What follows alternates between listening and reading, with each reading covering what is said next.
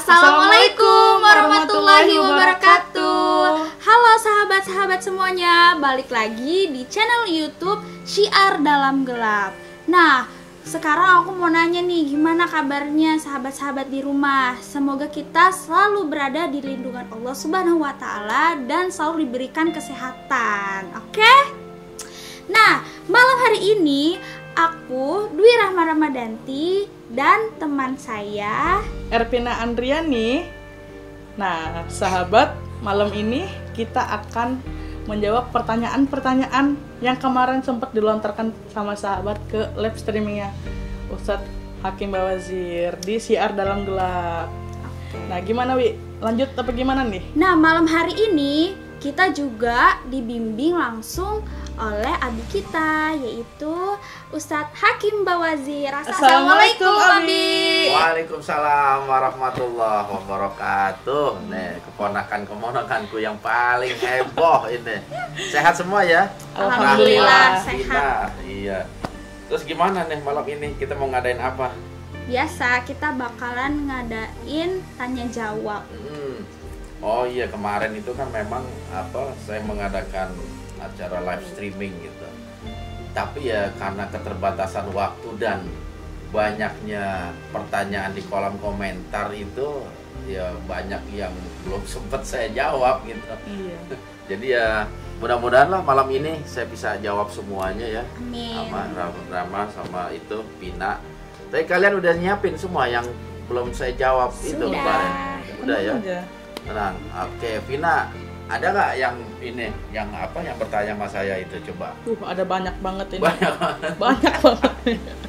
Kita bacain yang pertama dulu ya. Oke. Ini pertanyaan dari Saiful Anwar Ipul. Saiful Anwar, ini kayak sering nanya ini. Iya. Bagus aktif dia ini. Assalamualaikum Ustadz. Waalaikumsalam. Tadi saya bertanya belum terjawab, katanya. Kasihan banget. Nanya apa itu? Bagaimana pandangan Ustadz dengan praktisi mempunyai patung hewan besar di dalam rumahnya? Apakah boleh? Oh, Patung.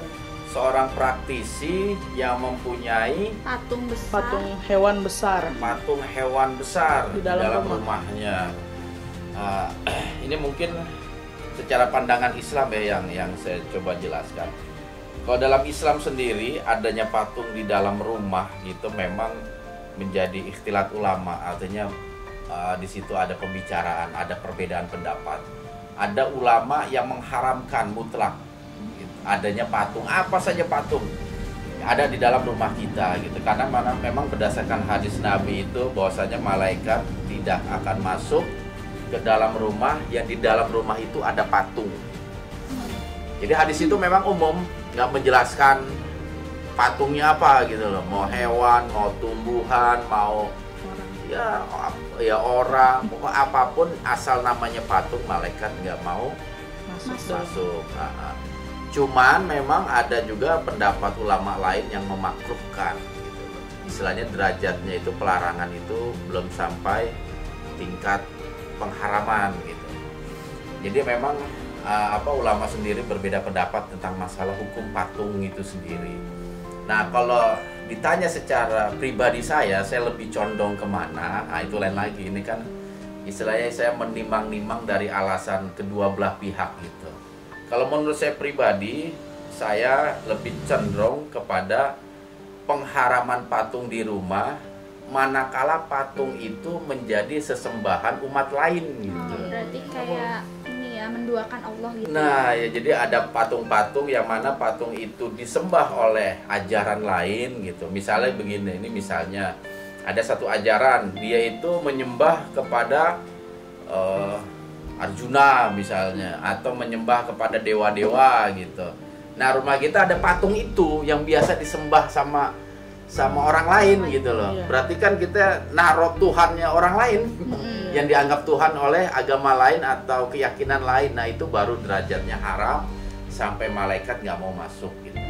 Tapi kalau patung-patung tumbuhan gitu, hewan-hewan juga yang memang nggak memiliki karakter menyeramkan lah, hewan-hewan biasa, itu sebatas makruh saja. Artinya lebih bagus kita tinggalkan gitu, lebih bagus kita tinggalkan gitu. Jadi sekali lagi memang masalah patung ini Udah dari zaman dulu itu perbedaan pendapat sampai sekarang gitu.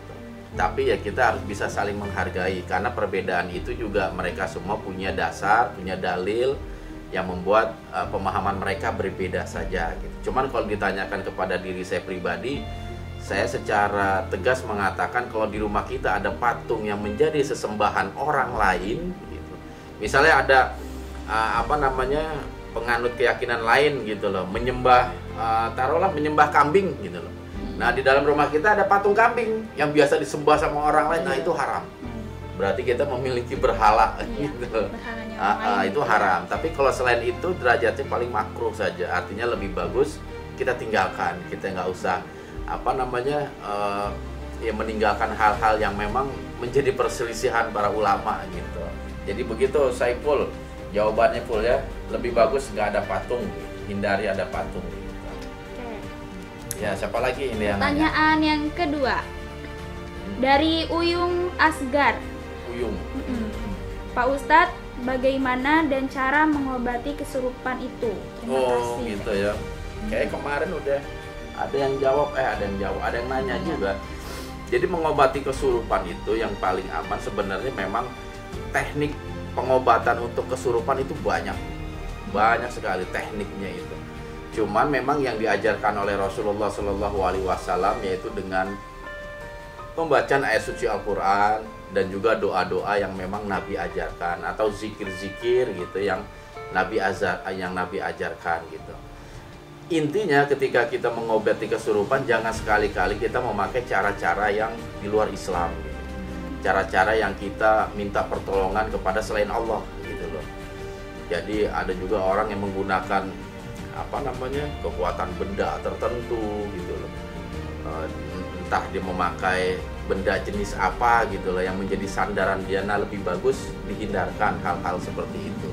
Karena pada hakikatnya itu ya kekuatan jin walaupun memang bisa dikalahkan oleh jin yang lebih kuat gitu, tetapi Islam udah mengatur tata cara itu semua gitu. Tetapi kita memakai benda yang memang tidak ada etikotnya kepada selain Allah itu nggak masalah. Seperti contohnya ketika Imam Ahmad itu lagi ngisi pengajian, ada salah satu penduduk di sana itu datang kepada Imam Ahmad dan mengatakan bahwa keluarganya ada yang kerasukan gitu. Lantas kata Imam Ahmad itu, ambil terompahku dan pukulkan di orang yang kerasukan tadi. Lantas dibawalah terompah Imam Ahmad, dipukul ke jin tadi gitu. Dan jin itu langsung keluar gitu. Adanya nggak pakai ayat-ayat malah Imam Ahmad, tapi pakai sendal gitu. Sendal langsung. Tapi jin itu bukan takut dengan sendalnya gitu. Tapi takut dengan keilmuan Imam Ahmad gitu. Ya kalau sekarang ada orang kesurupan datang ke rumah saya, Pak Hakim, ada tetangga saya kesurupan, sendal saya ambil. Ya sampai bonyok juga mungkin nggak keluar itu jin. Karena itu kapasitasnya itu ya. Jadi kalau seorang alim, seorang ulama, apalagi tingkat kesolehan dan ketakwaannya itu luar biasa, pakai benda-benda dia itu ditakutin, ditakutin oleh jin. Jadi intinya itu untuk mengobati kerasukan, coba pelajari ayat-ayat yang memang bisa digunakan untuk mengobati kerasukan atau doa-doa. Sering saya ajarkan itu seperti Bismillahirrahmanirrahim sampai akhir, A'udzubikalimatillahi tammati min syarri ma khalaq sampai akhir, atau pakai hasbunallahu wa ni'mal wakil juga bisa, pakai sholawat Nabi juga bisa. Jadi kita pakai bacaan yang di dalamnya ada menyebut asma Allah. Insya Allah setan juga akan takut, akan kabur begitu, Rahmat ya. Selanjutnya Vina gimana? Ini ada dari Nici Arlindo. Nici. Assalamualaikum Ustadz, Painan hadir. Painan.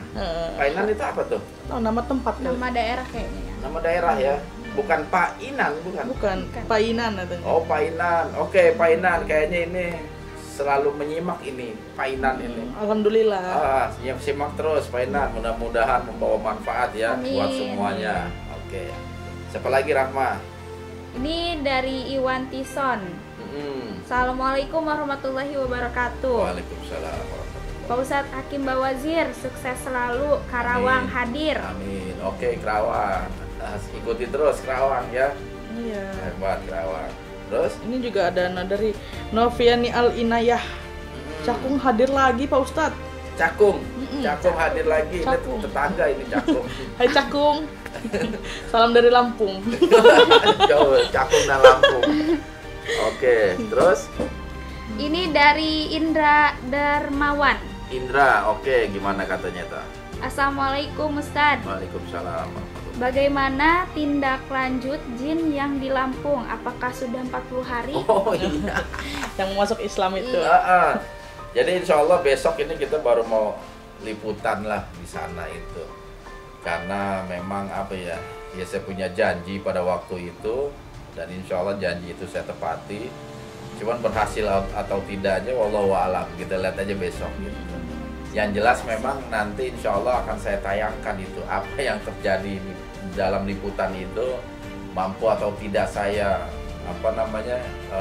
membebaskan jin yang ada di bekas restoran itu, terbebas dari jeratan kerajaan di seberang jalan atau tidak, yang pada akhirnya mereka masuk Islam atau tidak.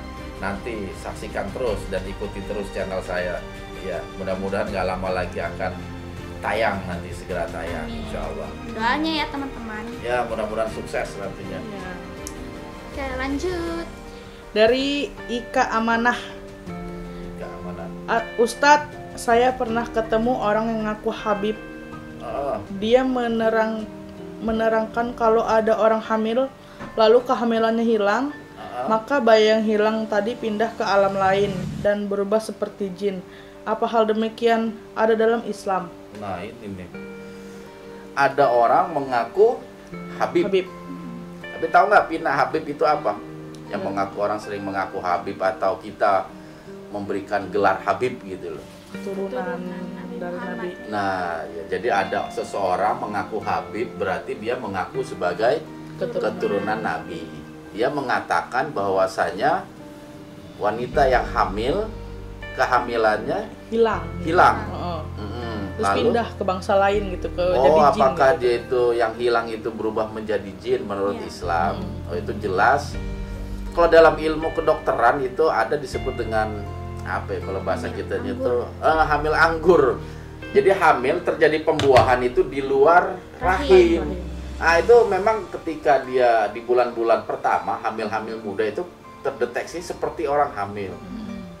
Tetapi ketika semakin besar, semakin tua usia kandungan itu bisa terjadi hilang ya, karena posisinya ada di luar kandungan. Jadi kalau ada seseorang yang punya keyakinan bahwasanya orang yang hamilnya itu hilang, lantas si janinnya itu menjadi jin, itu jelas bukan pemahaman dari Islam.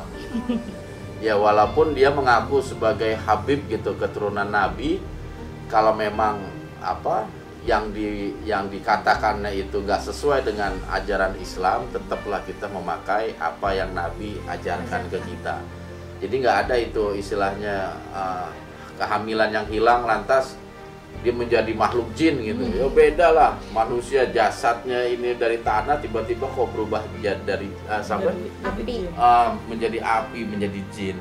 Nah masalah Habib ini juga ada pertanyaan juga itu, kalau nggak salah kemarin itu sempat saya lihat tentang ada yang menanyakan tentang marga saya Bawazir.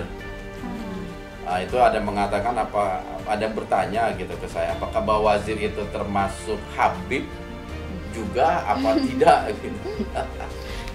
Ya kalau dari sejarah sendiri Bawazir itu bukan dari keturunan Nabi. Bukan dari keturunan Rasulullah SAW. Kalau Habib-Habib yang kita kenal di Indonesia gitu, yang mempunyai marga misalnya Al-Atos, Al-Haddad, As-Segaf, Al-Idrus gitu, Syihab, itu mereka memakai ada bentuk penghormatan gitu sebagai petanda bahwa fam atau marga tersebut memang keturunan Rasulullah SAW dari jalur Husain, ya, dari jalur Husain bin Ali gitu loh. Lantas bagaimana dengan Bawazir? Bawazir itu bukan keturunan dari Husain atau yang boleh dikata silsilah kepada Rasulullah SAW.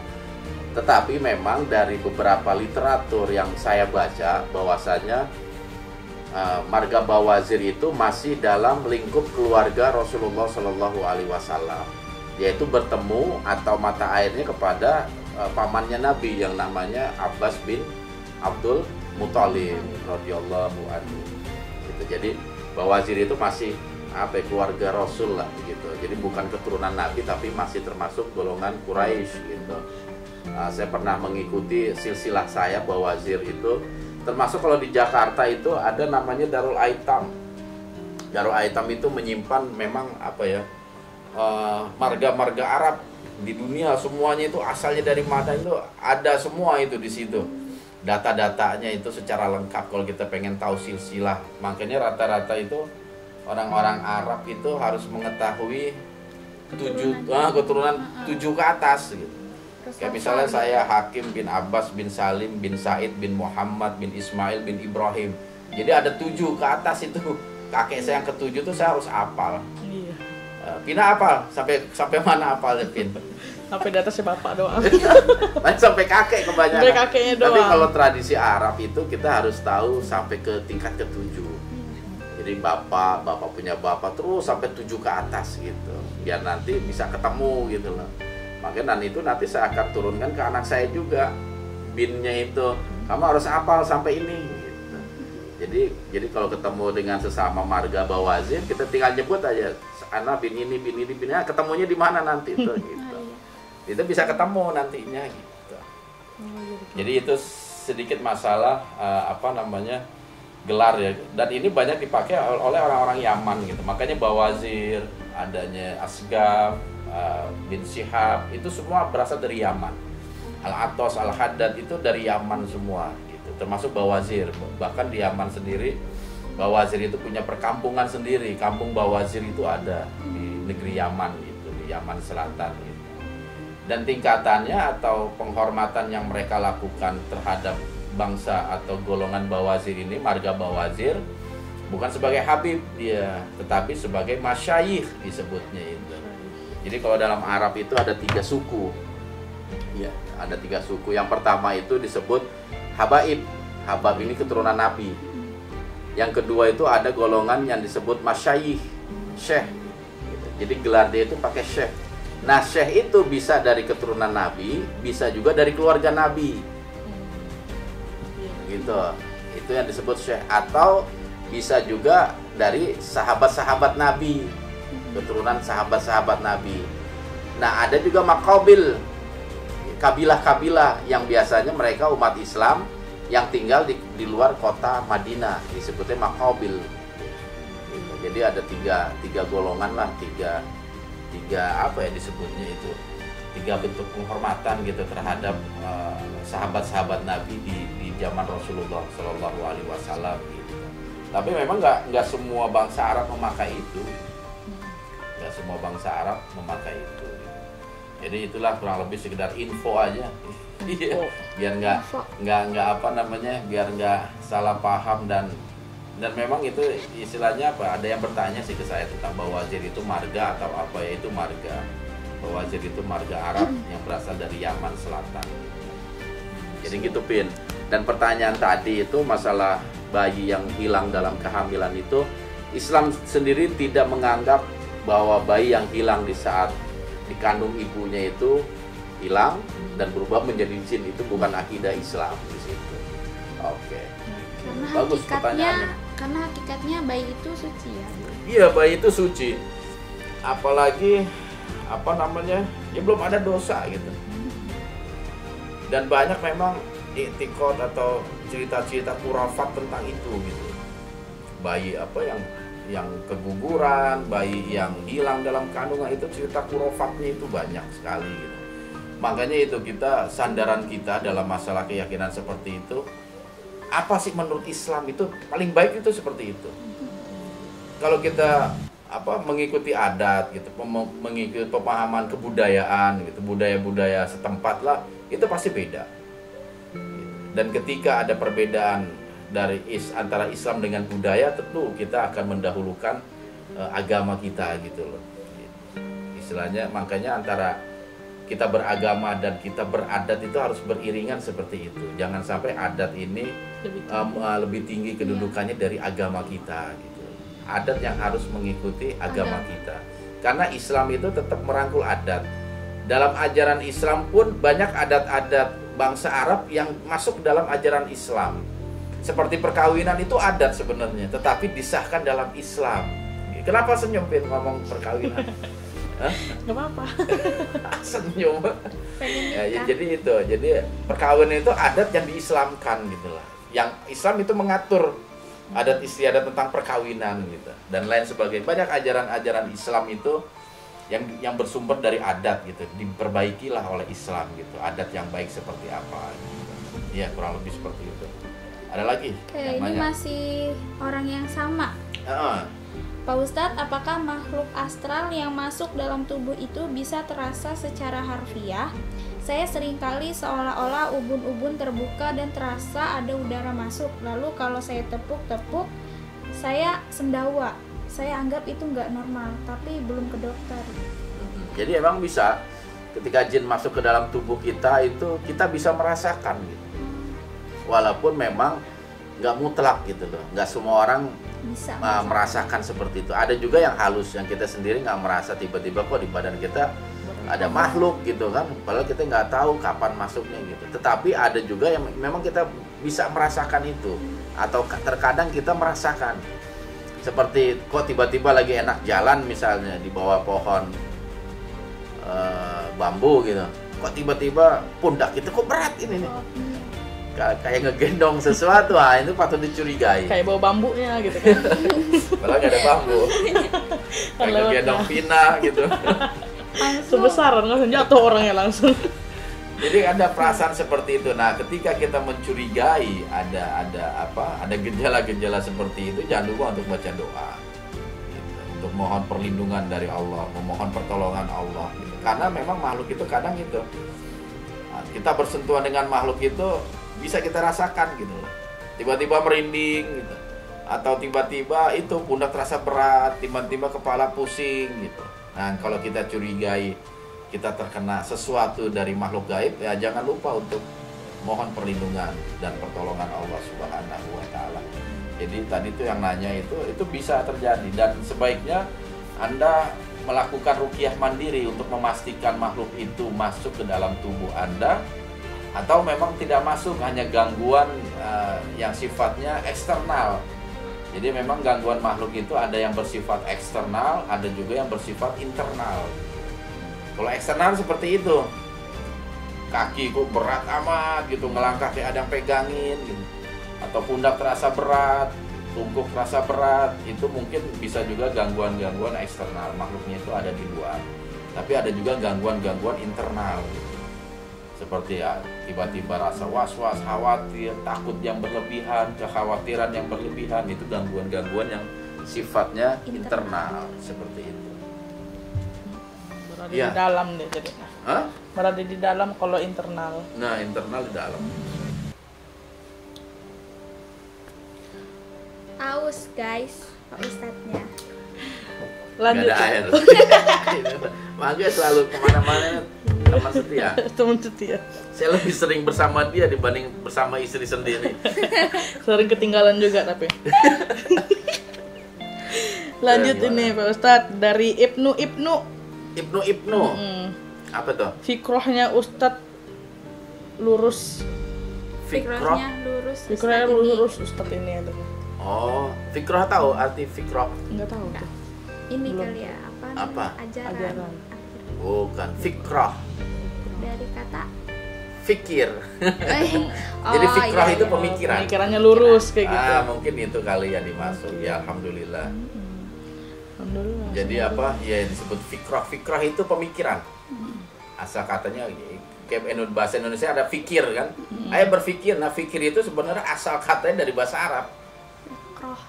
Fikroh. Atau ada orang namanya fikri. Nah, itu pemikir. Gitu. Jadi fikroh itu artinya pemikiran. Gitu. Ada lagi? Ada dari Eben. Eben. Kemang. Oh, Kemang ya. Assalamualaikum Ustadz. Waalaikumsalam. Jaksel hadir katanya. Oke, Jaksel. Kemang itu di Jakarta Selatan. Iya. Saya sering ke Kemang Timur gitu. Nih nanya katanya. Maaf, Ane mau nanya. Oh iya. Apakah seseorang yang bisa melihat alam gaib itu syahadatnya gugur? Mohon pencerahannya. Terima kasih. Iya. Jadi begini tentang alam gaib gitu ya. Nggak ada satu manusia pun yang bisa melihat alam gaib, yang bisa melihat makhluk-makhluk gaib. Makanya ada sebagian ulama, ketika ada manusia yang bisa mengakui bisa melihat wujud asli makhluk jin misalnya, itu gugur syahadatnya. Memang ada pendapat ulama seperti itu. Nah, orang-orang yang kadang suka melihat makhluk gaib gitu, melihat alam gaib itu hakikatnya penyerupaan gitu. Bukan bukan hakiki gitu. Yang dilihat itu bukan hakiki. Misalnya seseorang melihat sosok genderuwo misalnya kan, hitam besar, berbulu. Ah itu bukan jin itu seperti itu gitu. Itu penyerupaan aja gitu. Hanya tipu daya ya. Hanya bentuk penyerupaan dia yang mengikuti image atau gambaran ilustrasi masyarakat setempat gitu. Makanya coba kalau kita pergi ke Eropa nggak ada genderuwo. Iya. Adanya vampir. Hampir. Beda lagi tuh. Iya, karena Hantunya apa? yang high class. Iya, karena apa? Karena ilustrasi tentang hantu di sana itu beda gitu. Sehingga jin yang menyerupai diri juga dia menyerupai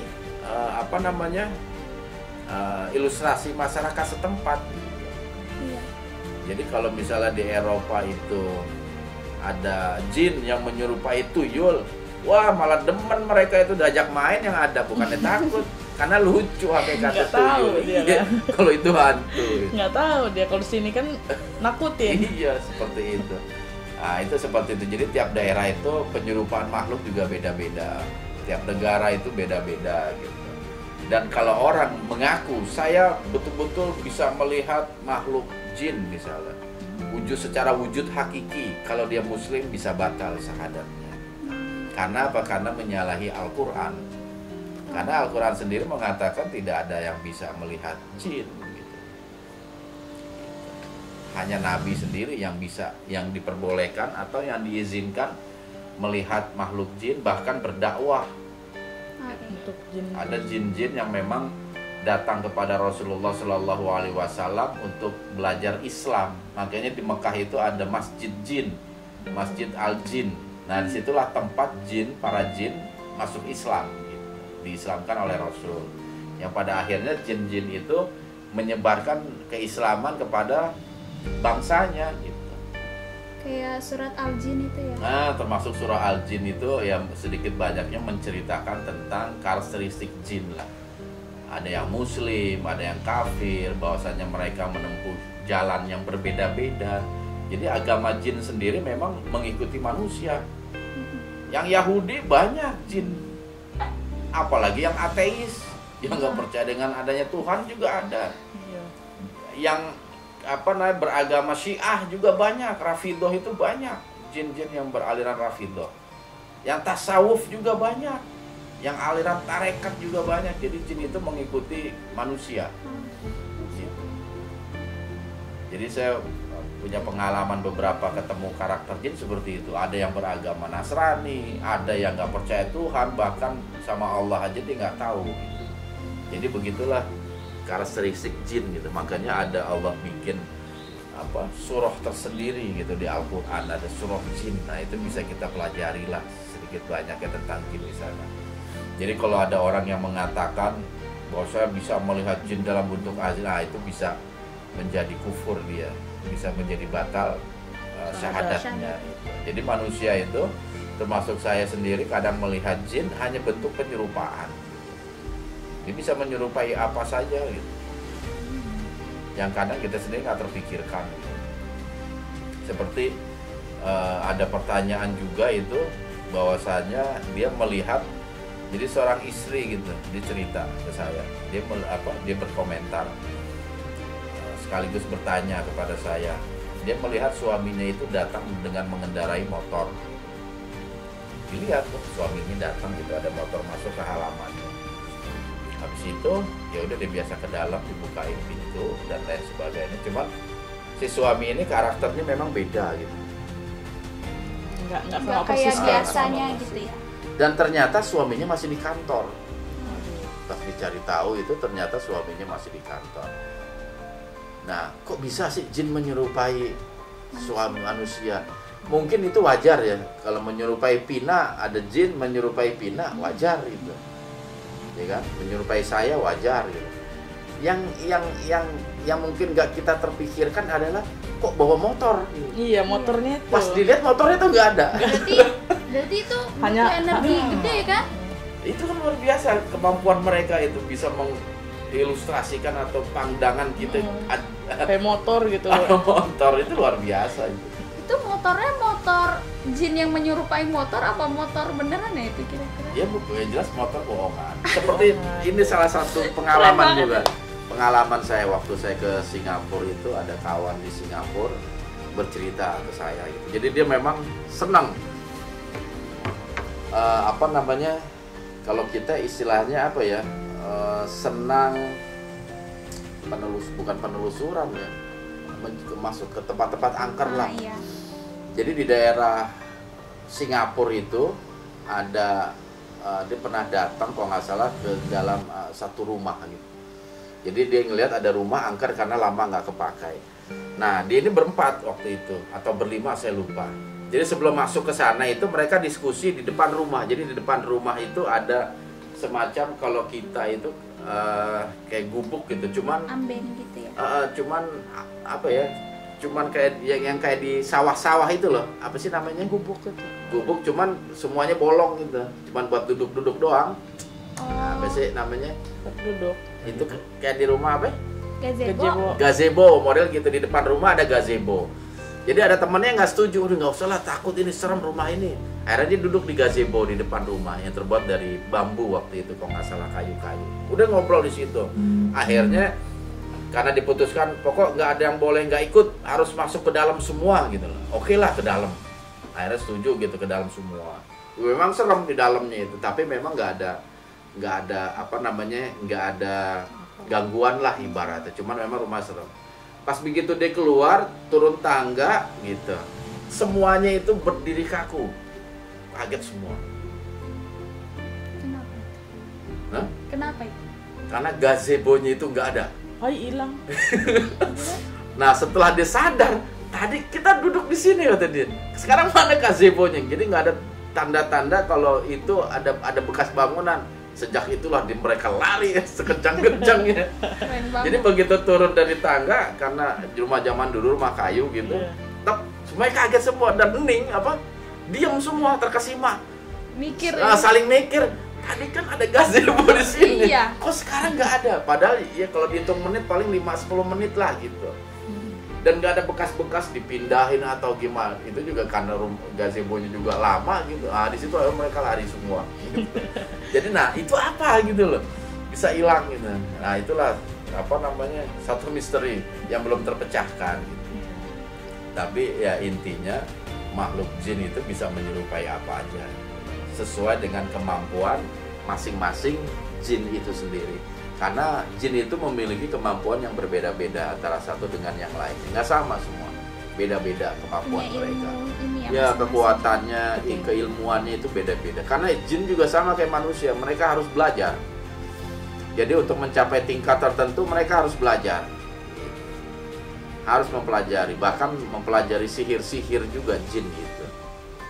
Untuk bisa pergi ke langit, untuk bisa pergi kemana tempat dia harus belajar. Pindah-pindah. Nah, seperti itu. Kalau dari Uwi sendiri tuh dulu tuh pernah ngedenger katanya kalau misalkan kita si hantu itu kelihatan wujudnya sama kita, katanya hantunya lagi sial. Bener gak sih itu, Bi? Ya kalau ketemunya sama orang yang jelek masih sial gitu. Tapi enggak lah istilahnya, ya kalau dia memang niatnya itu untuk menggoda ya nggak sial gitu. Tapi memang terkadang gitu ada ketidaksengajaan. Kita nggak sengaja ngelihat dia dan dia juga nggak sengaja Kelihatan. menampakkan diri, itu ada memang kejadian-kejadian seperti itu. Makanya di dunia ini masih banyak misterinya lah yang belum terpecahkan gitu. Makanya kita nggak boleh cepat memvonis gitu karena keterbatasan ilmu kita gitu. Jangan cepat kita menjudge seseorang seperti ini, seperti itu, karena ilmu kita ini belum ada apa-apanya, belum banyak kita kuasai, sehingga kita nggak boleh menilai orang lebih dari kapasitas ilmu kita gitu loh, seperti itu. Oke, pertanyaan selanjutnya. Itu kalau yang kayak gitu, setannya yang ngomong. Apa itu? Aduh, gue kaget kata. Salah deh lu setan. Itu mah apa? Aduh. Udah berapa jam? Baru sebentar. 29. Oh, sebentar. Baru setengah. Pertanyaan lagi, lanjut pertanyaan dari Nanang Supriyono. Nanang.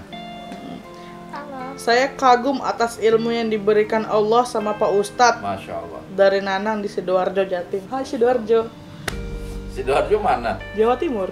Ini Jatim. Oh, itu Jatim. Sidoarjo, Jatim. Makanya saya tahu. Tahu ya? Tahu, ya. Sidoarjo, banyak kenangan saya itu di Sidoarjo. Dulu pesantrennya nggak jauh sih dari Sidoarjo. Salam dari Lampung, Sidoarjo. Sidoarjo, oke. Lanjut. Dari Ovi Z. Ovizi. Assalamualaikum Ustadz.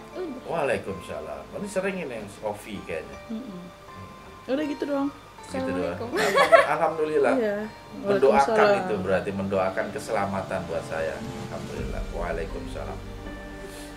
Terus? Lagi dari Tahira Azkia. Tohira. Mantap Ustadz. Makasih ilmunya, katanya. Mantap Ustadz. Oh mantap. Alhamdulillah. Sebut Makasih. alhamdulillah. Alhamdulillah. Terima kasih. Terima kasih ya sudah mampir. Mampir. Rumah kali ya mampir. Iya. Aduh. Makanya ikuti terus ya. Mudah-mudahan selalu membawa manfaat channel saya ini. Insya Allah. Amin. Selanjutnya Dari Nici Arlindo. Nici, oke. Ustadz minta doa menolong orang kena sihir. Menolong orang kena sihir ya. Iya. Hampir sama lah dengan pertanyaan tadi tentang kesurupan gitu. Karena antara sihir dan kesurupan itu doanya sama-sama doa-doa perlindungan gitu. Kalau ayat-ayat untuk mengobati sihir itu yang paling mudah itu ya Al-Ikhlas, Al-Falaq, An-Nas gitu. Tetapi ingat sekali lagi kita harus bisa baca secara tartil, secara baik dan benar sesuai dengan kaidah hukum-hukum tajwid. Yang panjang dibaca panjang, jangan dibaca pendek. Atau kebalikannya yang pendek dibaca panjang gitu. Terobos aja. Iya, itu setannya bukan takut malah ketawa-ketawa itu kalau begitu. Makanya harus kita ilmu membaca Quran, ilmu tajwid itu harus kita pahami juga. Terus jangan lupa juga yang nggak kalah penting adalah makhraj. Perbedaan makhraj itu tempat keluarnya huruf-huruf, itu makhraj disebutnya. Antara alif dan ain, sin dan shin itu harus bisa dibedakan gitu loh.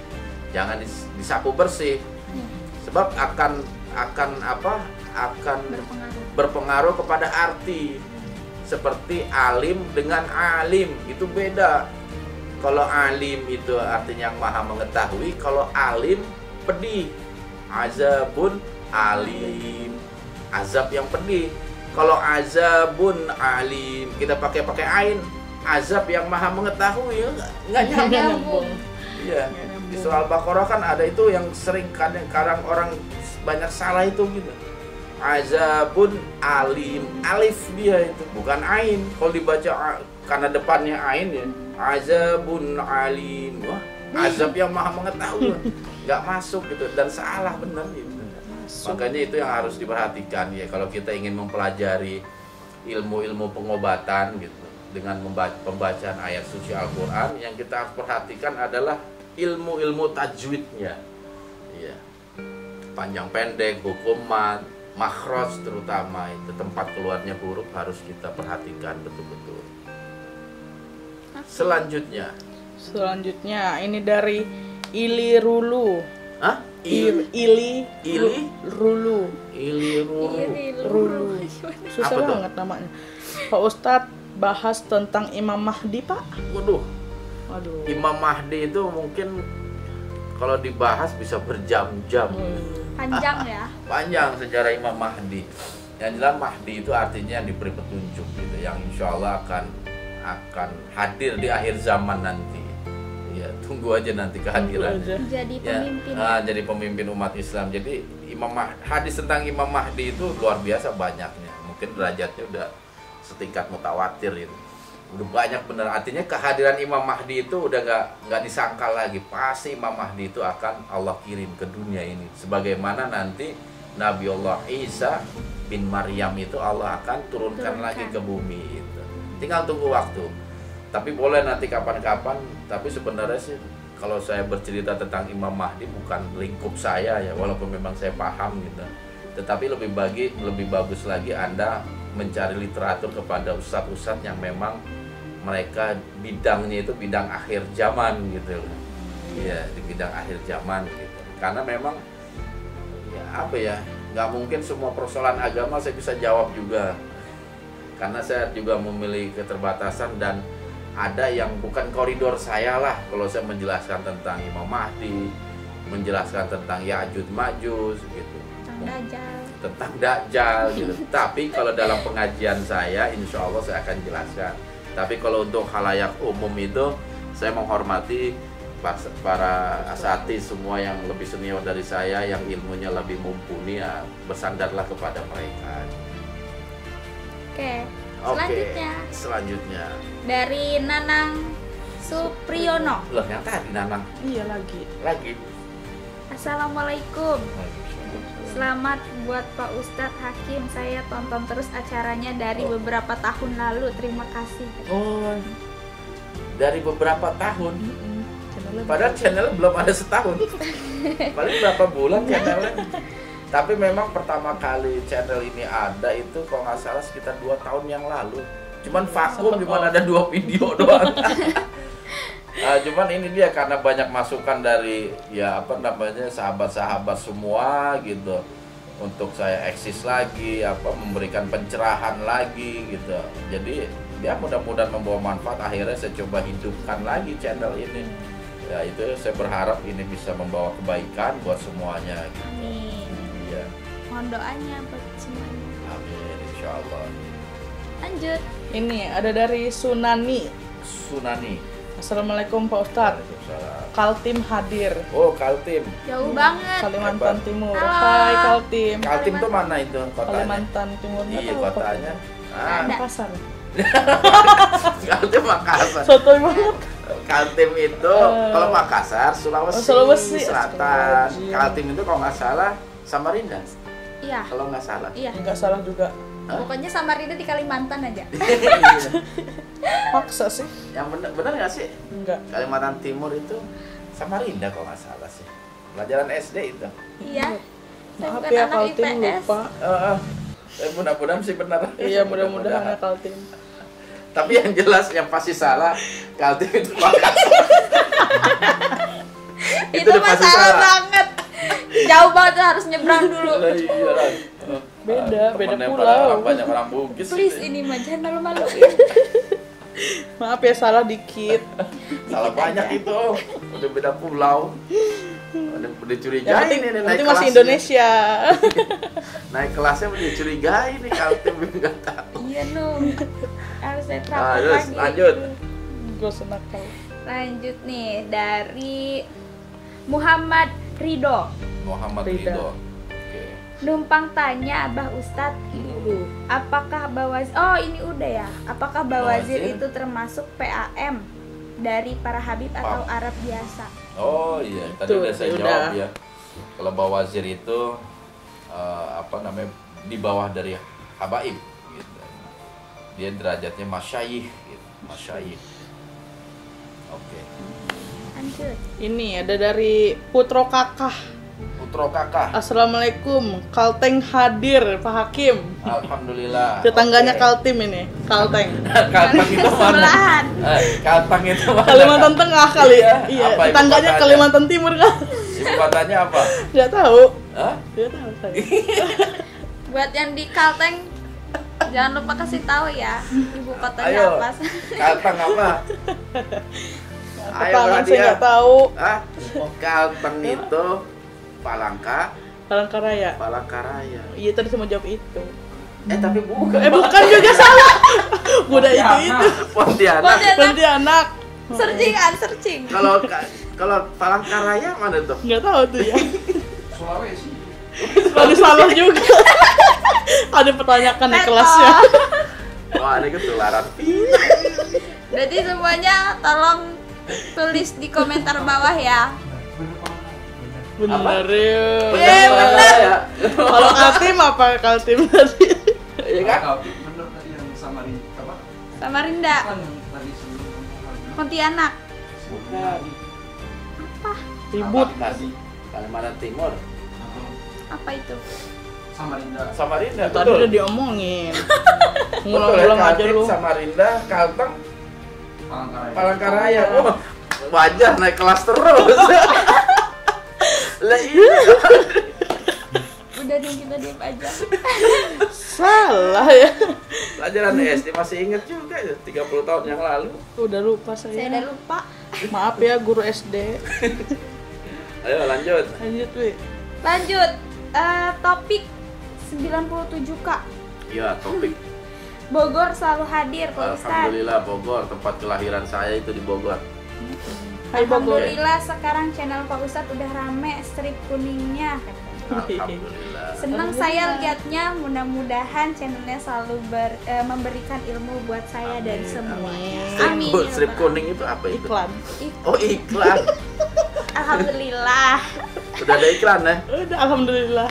Alhamdulillah ya sesuatu. Sesuatu. Anjir. Dari Nani Gaming. Gaming. ya kali. Gaming. Iya, tulisannya Gaming. Penerangan yang cukup mantap sekali Pak Ustadz Hakim. Oh, Wah, ini cahaya ilahi. Alhamdulillah. Beda, bukan cahaya yang ini. Bukan cahaya yang ini, cahaya yang ini. Dari Oh, pembicaraan Pak Ustadz mungkin yang maksudnya, iya, bukan Alhamdulillah. enlighten. Ya, mudah-mudahan Ya. membawa manfaat, itu aja yang penting. Membawa Amin. kebaikan. Amin. ih kira saya penerangan lighting. Aduh, salah antum. Lighting. Sabar ya. Maaf ya. Saya nggak Nggak nyampe. fokus. Gara-gara Palangkaraya ya. Iya. Canda aja sih hidupnya. Ah, Lanjut, lanjut. macan ngora. Macan muara, oke. Pak Ustadz mau tanya, apakah benar wali zaman dulu memiliki nur dan nurnya itu bisa masuk ke manusia dan berdakwah? Bisa masuk ke manusia dan Dan berdakwah. nur. Kalau nur itu yang dimaksud adalah cahaya, ya sebenarnya ini makna konotasi sih, bukan makna denotasi ya. Nur itu artinya badannya itu bersinar, itu bukan. Nur mungkin cahaya itu sebagai makna konotasi, menjadi penerang bagi orang-orang yang gelap gitu. Para wali itu memang harus memiliki nur, dia harus memiliki cahaya yang bisa menerangi di sekitarnya yang gelap gitu. Dia harus punya karisma, harus memang ya zaman dulu itu para wali, terutama kalau kita sandarkan kepada Wali Songo, itu karismanya luar biasa, itu dihormatinya luar biasa gitu. Dan itu semua nggak lepas dari memang amaliyah ibadah dia dan keikhlasan dalam berdakwah. Itu yang harus kita contoh gitu, keikhlasan dalam berdakwah gitu. Sehingga Allah turunkan cahaya nur gitu, yang bisa menyinari orang-orang yang gelap, orang-orang yang memang butuh penerangan gitu loh. Makanya dakwah mereka itu hampir di semua tempat itu diterima gitu. Apalagi kalau kita lihat itu di masa-masa Wali Songo itu masih banyak kerajaan-kerajaan yang belum muslim. Ya, ketika Wali Songo ada itu kerajaan Majapahit juga masih ada, walaupun di akhir-akhir keruntuhan. Terus kerajaan-kerajaan di wilayah Jawa Timur juga masih ada yang memiliki paham-paham di luar Islam gitu. Makanya dulu ada seorang pendakwah Islam dari generasi pertama itu yang merupakan ayahnya atau bapaknya Sunan Giri, yang bernama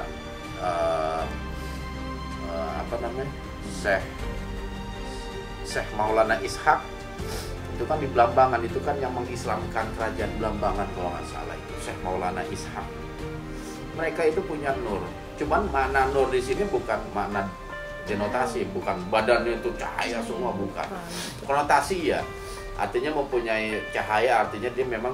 Jadi ada orang-orang yang apa berinteraksi dengan mereka, dengan para wali itu bawaannya itu nyaman gitu. Nyaman, bisa diterima. Bisa diterima gitu. Dan apa namanya, ya enak aja lah. Gimana sih kalau kita berdekatan dengan orang soleh itu kayaknya adem gitu, penjelasannya juga enak, bisa diterima, mudah dicerna gitu.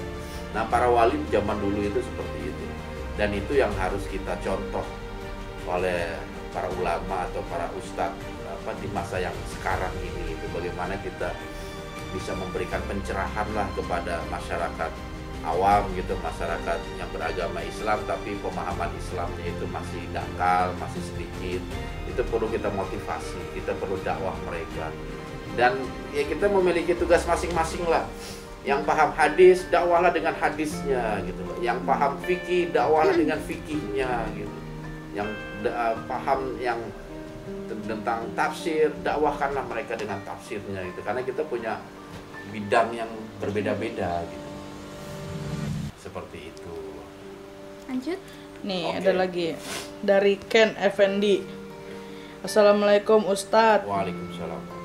Ustadz Hakim, saya mau nanya, orang yang sudah meninggal apa boleh diberi kurban? Maksudnya, kurban hewan yang ditunjukkan kepada si almarhum. Oh ya boleh aja kalau dia itu seorang anak. Yang anaknya yang ngorbanin bapaknya gitu. Bukan anak ngorbanin bapak. Dosa Ngorbanin dong, bapak juga meninggal ngorbanin. Kasih kurban. Nah iya, istilahnya begini, seorang anak memberikan pahala kurban kepada apa orang tuanya yang telah meninggal. Itu boleh, dibolehkan karena pernah terjadi di zaman Rasulullah seperti itu. Bertanya seseorang untuk mengkurbankan seekor kambing yang pahalanya untuk bapaknya, itu dibolehkan sama Nabi. Dibolehkan. Ya, mungkin Jadi nggak apa-apa, ini kan kita mau dekat Idul Adha. Idul Adha. Ya kita niatkan untuk orang tua kita sambil kita kurban untuk diri kita, keluarga kita sendiri. Yang kedua untuk almarhum atau almarhumah gitu. Ya, siap. Jadi untuk seorang anak itu boleh memberikan pahala ya, mengirim pahala kepada kedua orang tuanya yang telah meninggal gitu. Karena apa? Karena seorang anak ini merupakan sesuatu yang pernah diusahakan oleh mereka. Dan mereka, para almarhum ini boleh mengambil sesuatu yang pernah diusahakan. Jadi ketika ada orang tua dia mengusahakan agar anaknya itu soleh, dan alhamdulillah dengan izin Allah jadi anak yang soleh, itu dia boleh memanen gitu loh. Iya. Boleh memanen dengan cara apa? Si anak ini mengirim doa, mengirim pahala, sedekah, itu boleh kepada kedua orang tuanya, dan itu insya Allah pahalanya akan terus mengalir gitu. Dan itu ada di ayat Quran gitu, bahwa seseorang itu tidak akan mendapatkan balasan kecuali apa yang diusahakannya gitu. Dan seorang anak yang soleh termasuk apa yang diusahakan oleh orang tua gitu. Anak yang soleh kan termasuk amal jariah ya. Iya, amal jariah. Karena orang tua kan mengusahakan gimana anaknya agar menjadi anak yang soleh. Makanya kita sebagai orang tua itu harus mengusahakan semaksimal mungkin gimana caranya anak kita ini bisa menjadi anak yang soleh dan solehah gitu. Makanya ketika anak itu berubah dewasa menjadi anak yang soleh dan solehah, orang tua bisa memanen gitu. Jadi si anak ini boleh bisa mengirim bacaan Qur'annya, bisa mengirim ibadah-ibadah sodakohnya gitu. Itu bisa gitu. Kecuali tetangga ya, itu kurban buat tetangga kita gitu. Kasihan tetangga belum kurban gitu. Nih kurbanin aja. Nggak boleh, kalau ke orang lain nggak boleh. Ini cuma sebatas anak kepada orang tua. Kalau misal dari kayak cucung buat kakeknya gitu. Nggak bisa, mesti anaknya. Harus anak ke bapaknya. Anak ke emaknya. orang tua. Yang ada contohnya dari Nabi itu kejadian anak kepada orang tua, artinya satu darah lah yang satu ini. Oke, kalau kakak sama adik Nggak bisa juga. nggak bisa. Berarti untuk anak ke orang tua aja. Iya. Orang tua ke Makanya ini anak gitu. anak ke orang tua, bukan orang tua ke anak. Jadi anak ke orang tua gitu. Cuman kalau orang tua ke anak bagaimana? Dengan doanya orang tua itu juga bisa meringankan beban anak gitu, yang udah meninggal gitu.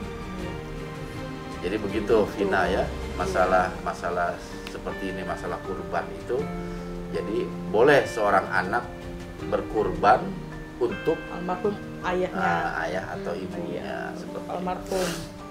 Yang nggak boleh itu mengorbankan. Mengorban. Seorang anak mengorbankan Bapaknya dan ibu itu Bapaknya nggak boleh. nggak boleh. Itu Apalagi mengorbankan. mengorbankan perasaan.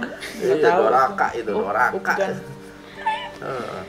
Lanjut nih Lanjut. dari Nafizah Azka. Bismillah.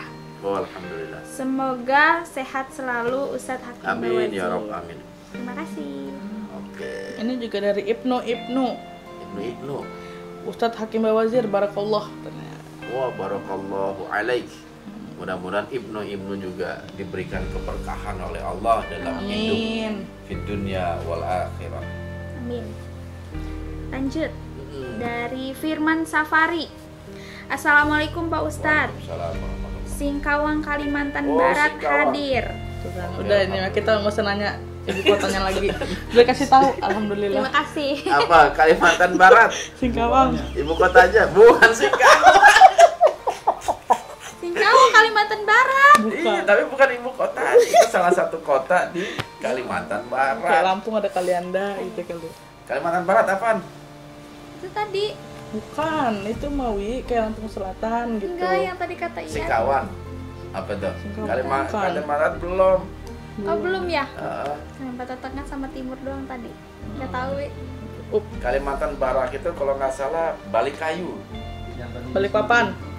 Hah? Singkawang. Yang tadi udara yang sebutin Apa itu? Sama? Sebutin. Pontianak. Oh, Pontianak. Pontianak, hai Pontianak, Kalimantan Barat. Jadi gue tahu kok. Oh iya tahu. Baca. Sip. Selanjutnya. Dari Widiawati, Semarang hadir guruku. Semarang Semarang hadir. hadir Guru. guruku katanya. Oh, ini berarti muridku. Terima kasih murid. Oke. Widiawati, terus simak dan ikuti terus channel saya. Insya Allah. Dan yang terakhir ada Heru Subakti. Heru Subakti. Subhanallah. Apa katanya? Assalamualaikum Pak Ustadz Hakim Bawazir. Waalaikumsalam.